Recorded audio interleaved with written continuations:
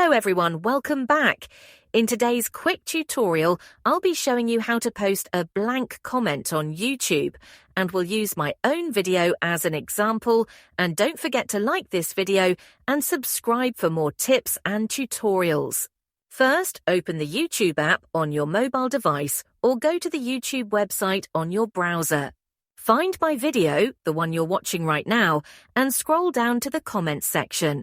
Normally, YouTube doesn't allow you to post a completely blank comment, but there's a simple trick using an invisible Unicode character. Head to the description box of this video, where I've provided a blank Unicode character for you. Simply copy that invisible character. Go back to the comments section of this video and tap on Add a Comment. Paste the invisible character into the comment box. After pasting, just hit the post button. And that's it. You've now successfully posted a blank comment on my YouTube video. It will appear as an empty space to both you and other viewers. If this video helped you out, be sure to give it a thumbs up and subscribe for more tutorials. Thanks for watching and see you in the next video.